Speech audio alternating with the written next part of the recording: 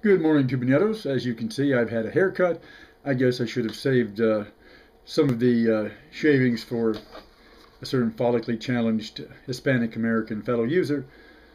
After all, sharing with the less fortunate is part of our ethics as social democrats. However, I did not, and so we'll get on to the main business at hand here, which is that I have a printout from the New York Times of June 10th, headlined Blunt U.S. Warning Reveals Deep Strains in NATO, from the New York Times, by the way, an article by Tom Schenker and Stephen Erlanger.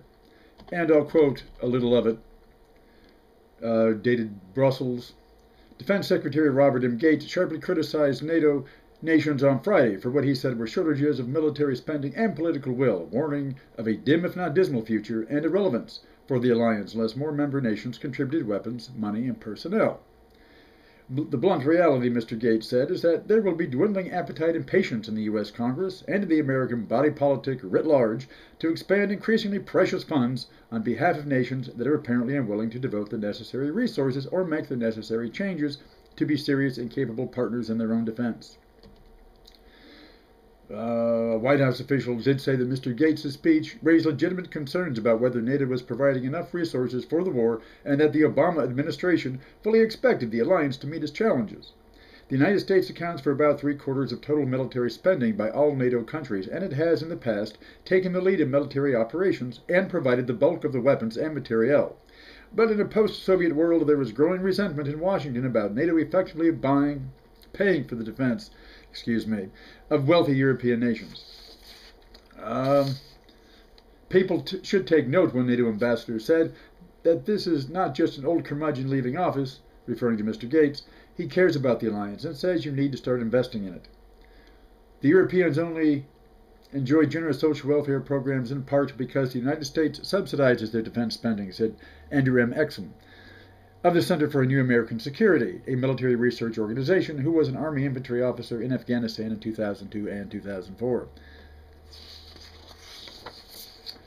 Europeans argue in return that they are spending blood and treasure to support Washington in Afghanistan against the Taliban and Al-Qaeda, far from Europe, and they are eager to draw down their forces there. NATO, some argue, would be best served, since Russia is no longer judged to be an adversary, as an alliance with more limited goals, like defending Europe against other kinds of threats, like piracy, cyber attacks, natural disasters, Sharia law, etc.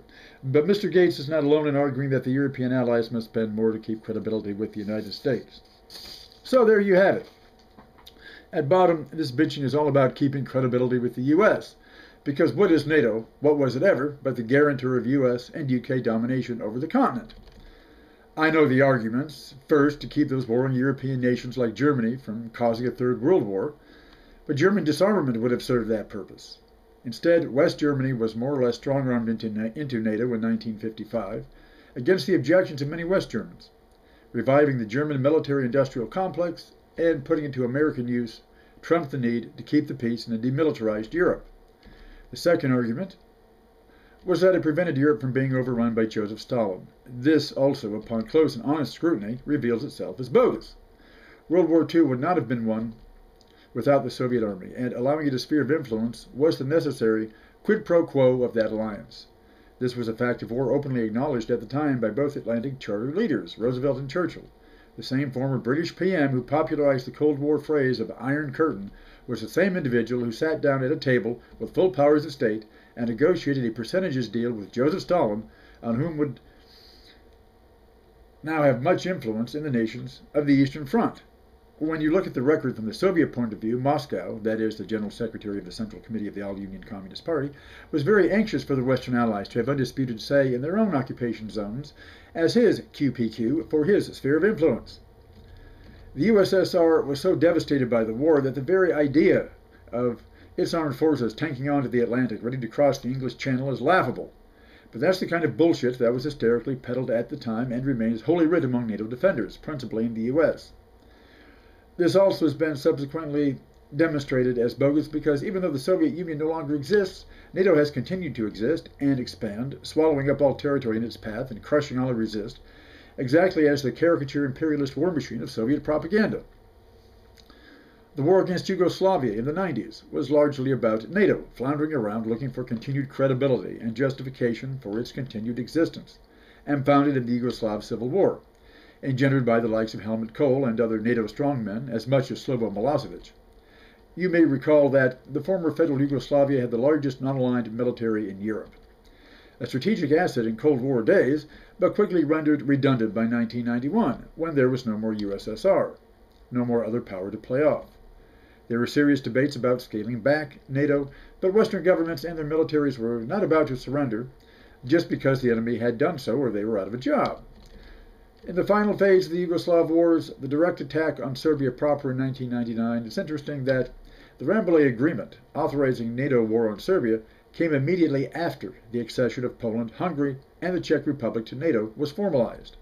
Serbia had thus become a foreign object blocking the organic integration of the European body, and NATO would provide the antibodies to crush it. And as in World War I, these atrocity stories were cranked up. Not that there wasn't truth to these stories, the best propaganda is always the truth, but that they were selective, with parallel behavior of the favored side deliberately ignored. The purpose was not humanitarian intervention. I can't think of anyone outside politicians and journalists who swallow that, and even then only when speaking on the record. No. The real purpose, of course, was to give a human face to what was, in reality, cold-blooded and often red-blooded realpolitik. With this justification thus assured, NATO could go on expanding all over the globe, especially in oil-producing regions of Asia and the Middle East. The so-called War on Terror provided an excellent justification, but it was doing so beforehand. I recall a U.S. NATO commander holding military parachute exercises in Kazakhstan around 1998 or so, saying this was proof that the reach of American deployment was global. But of course this costs money, and the U.S. has borne the brunt of the cost. Secretary Gates thinks the Euros haven't paid their share, but then why should they? Most members joined originally only because the U.S. agreed to pick up the tab, to spare a war-devastated Europe the cost of maintaining standing armies, and as a device to keep Europe under its military control. His point that Europe's generous social welfare programs were possible because it didn't have to break its national budgets for military needs is well taken. Think what could have been accomplished in the U.S. without this staggering waste on empire. For that reason, Europe's peaceful affluence is a sore point for American war makers. If we could just shift the burden of NATO more onto their shoulders, we can cut our costs and bankrupt all that Euro-socialist nonsense of subsidized health care and education and other sissy bullshit real manly men shouldn't care about. And so we hear all the grousing about other members not doing their part as America's ally, by which they really mean useful flunky, cat's paw, footstool, gopher, and other analogous terms. What do the European nations in themselves really need NATO membership for? To defend themselves from fundamentalist Islamic terrorism? Their own policy of cheap labor immigration and reactionary politics is the cause of that. Nothing NATO can defend them from. From the Russian threat? This is more bogus than it was in the late 1940s. The only reason Poland and Romania want nuclear warheads on their soil is out of petty malice, hiding behind Big Daddy's pants to stick out their tongues at the big bully, who is now so geriatric that he can't even raise his walker to bash him over the head. Not because they're under any actual threat. Russia is no longer able or willing to play European power games. All bullshit. Why did the U.S. threaten war over Cuba again? Because what we do is always good, of course, because we're the good guys, so for that reason we're allowed to do bad things. So, the real problem Gates is bitching over is that NATO has simply become too expensive to maintain itself.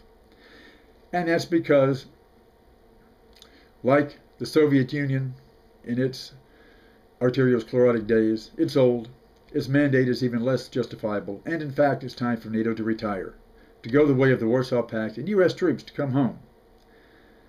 Especially when we see NATO serving the very old-fashioned European purpose of colonial smash and grab, as in Libya, in the words of Alexander Coburn. If you really... What? A knock upon my phone? Hello? Comrade Brezhnev again. Could you please turn down your radio? Oh, that's just some young party girls at your dacha in that great Kremlin of the Beyond over for the weekend? Anyway, you want to make it clear to our viewers that you believe in humanitarian intervention just as much as NATO. That if you hadn't croaked when you did, you were going to authorize Cuba to directly aid the rebels in El Salvador? Just like President Obama is authorizing France to free Libya. How else can you stop a genocidal regime from killing its own people? Think of the lives that would have been saved if Cuban armed rebels had been assisted in coming to power in San Salvador. Well, but that would have just been condemned as great power meddling in the affairs of a sovereign nation, even if it's small and weak and run by murdering madmen. That would have meant war with the USA as protector of the murdering madmen of El Salvador. Besides, you never did do that. You might have been senile and incontinent, but you knew better than to try to own the world. Too bad the other side doesn't have what little sense you had left.